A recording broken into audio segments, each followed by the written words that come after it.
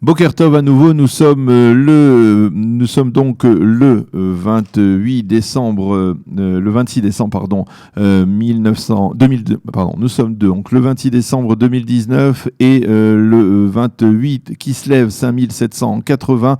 Daniel Haïk au micro, Jonathan Eshkol à la technique ce matin pour ce journal, pour cette heure d'actualité sur Studio Qualité, une heure d'actualité qui a débuté par un premier journal d'information. Nous allons poursuivre dans quelques secondes avec nos invités ce matin. Nous seront bien entendu liés à la confrontation entre Guidon Saar et Binyamin Netanyahu dans le cadre des primaires pour les élections pour la présidence du Likoud. Et dans quelques secondes, nous serons avec Amir Weitman qui soutient ouvertement Binyamin Netanyahu. Et dans une dizaine de minutes, eh bien, nous serons avec Emmanuel Navon qui lui soutient Guidon Saar. Je crois que Amir Weitman est avec nous. Amir, bonjour.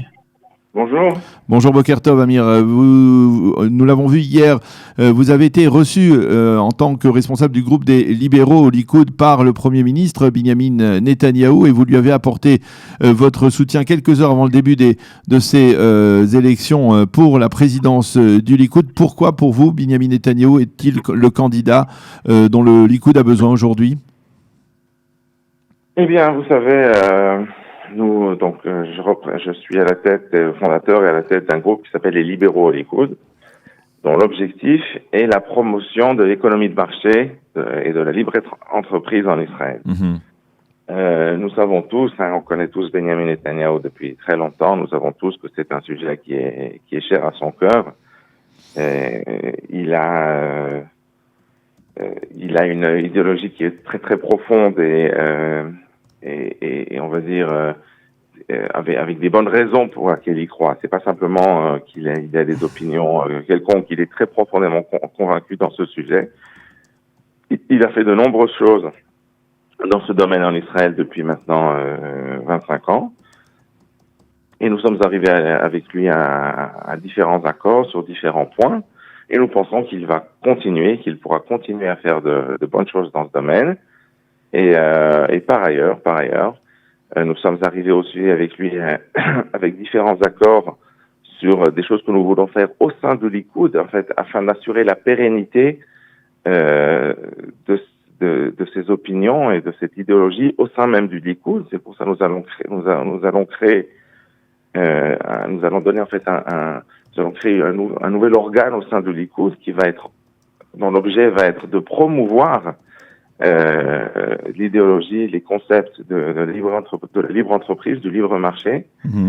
Et donc ce qui représente un changement, puisque pour la première fois en fait le Likoud va avoir non seulement quelques lignes dans sa constitution, mais va avoir véritablement des organes dont c'est l'objet de rechercher, de développer toutes ces positions en fait politiques, ce qui permettra à terme de renforcer en fait au sein même du Likoud et donc par définition au-delà même donc pour tout l'État d'Israël de renforcer ces positions. Je pense que ce sont pour nous des choses importantes et qui justifient le fait que nous soutenons.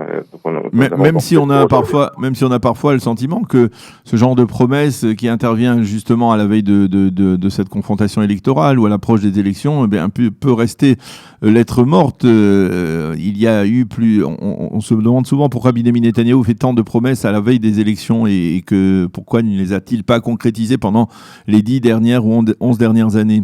Qu'est-ce que vous répondez à cela ? Eh bien, écoutez, là, justement, ça n'est pas une promesse électorale au sens où ça n'est pas quelque chose qui va être fait. On n'a pas été demandé des choses, vous savez, des grandes choses qui devraient être faites au niveau de l'État d'Israël, parce que nous avons tout à fait conscience, justement, que de ce que vous venez de dire. C'est évident qu'il peut dire maintenant ce qu'il veut, ça ne veut pas dire qu'il va pouvoir le faire après les élections. En revanche, ce que nous avons obtenu, ce sont des choses à l'intérieur du Likoud, et nous avons obtenu aussi d'autres choses.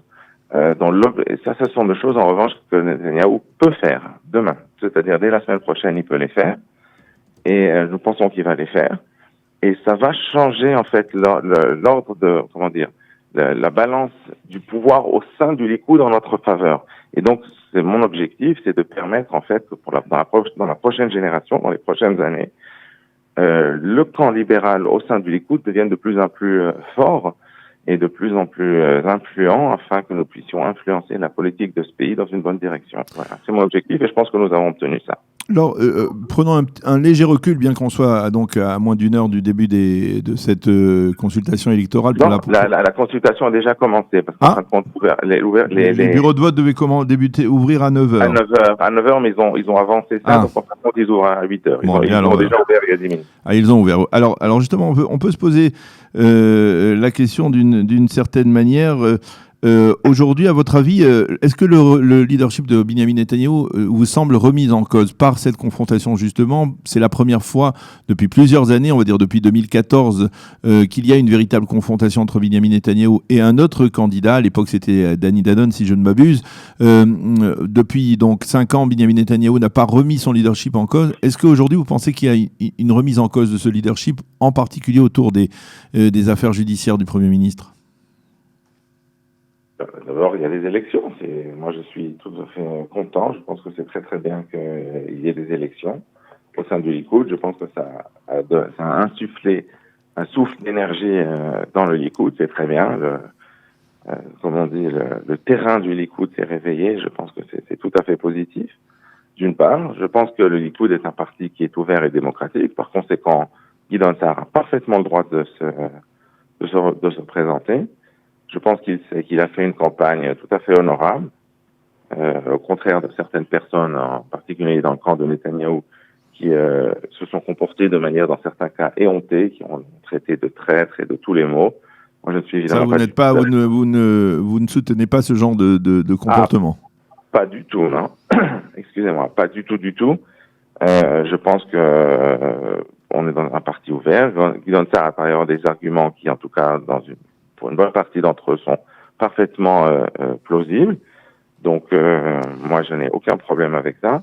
Vous n'avez pas parfois le sentiment que Benyamin Netanyahou se souvient qu'il est à la tête du Likoud uniquement à la veille de consultations électorales et qu'après, de par son prestige, de sa popularité, eh bien, le reste du temps, eh bien, le Likoud est, on va dire, un peu mis de côté pour le Premier ministre? Non, moi je pense pas. Je pense qu'au contraire, si on me posait déjà la question, je pense que souvent il fait trop attention à différentes forces au sein du Likoud, en particulier des gens comme Chaim Katz et d'autres, qui nous mettent les bâtons dans les roues sur tout un tas de questions.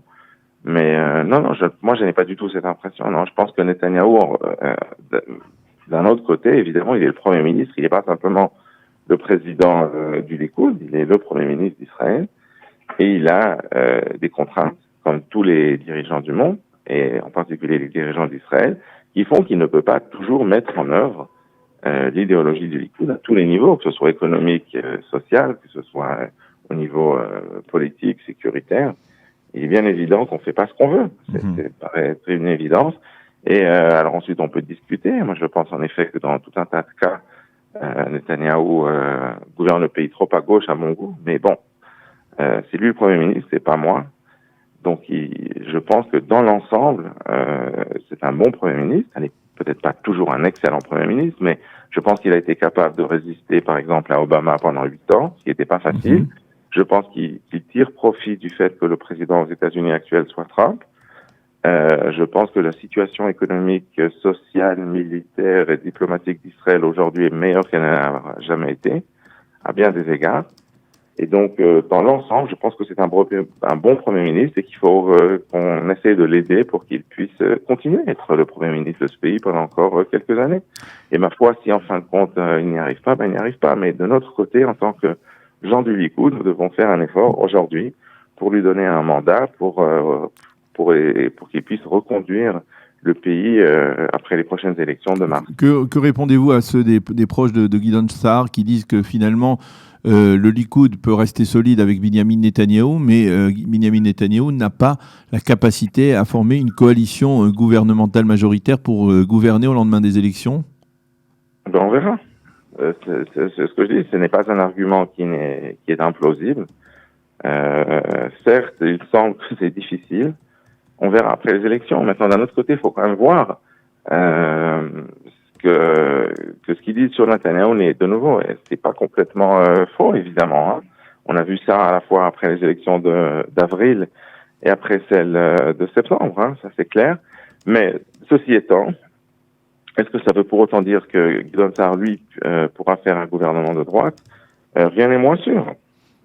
On ne peut pas savoir comment les Haredim, les partis ultra-orthodoxes, vont réagir, par exemple, au fait que Sa'ar devienne le leader de Likoud. Est-ce qu'ils préféreront aller toujours avec le Likoud, parce qu'ils sont très proches aussi personnellement, et le public ultra-orthodoxe a un grand respect pour Benjamin Netanyahou. Est-ce que ce respect va se transposer sur Gideon Sa'ar?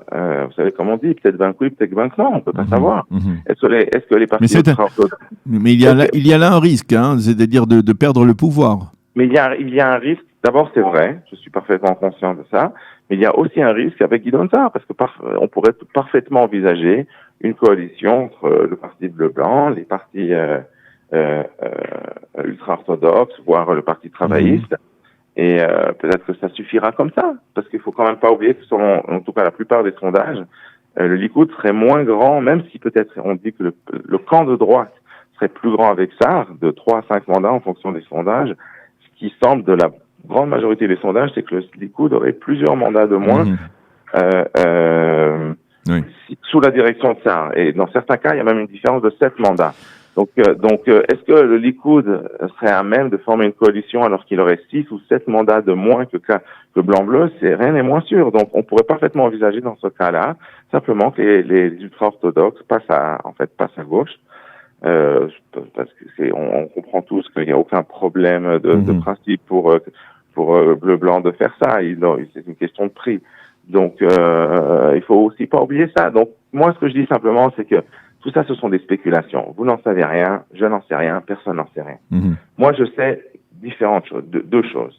Je sais d'abord que au sein du Likoud, ce qui est important pour moi, c'est que le Likoud, pour la prochaine génération, pour l'avenir tel qu'on peut l'envisager, le Likoud est le grand parti de la droite libérale, et pour moi, c'est important de renforcer le côté libéral au sein du Likoud. C'est une question qui est purement interne au Likoud, mais qui a des répercussions de long terme sur la politique israélienne. Donc, le fait que moi, je sois plus fort politiquement que mes adversaires idéologiques et pratiques au sein du Likoud, ça a des répercussions importantes sur le comportement du Likoud ces prochaines années. Ça, c'est d'une chose. Ça, je le sais.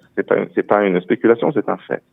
D'une part. Et d'autre part, malgré tout, je pense que Netanyahou a tout de même une grande base de soutien au sein du Likoud. Et quoi qu'il arrive, je pense qu'on aura avec lui un Likoud au moins à 30 ou 32 mandats. Donc, dans ces conditions, même si en fin de compte on n'arrive pas à créer un gouvernement et que peut-être Netanyahou doit partir dans 6 mois, ce qui n'est pas du tout impossible, eh bien, ma foi, au moins il laissera derrière lui un parti avec 30 mandats. Alors que Gideon Sa'ar, on n'en sait rien du tout, il peut aussi s'écrouler et faire 20, on ne peut pas savoir.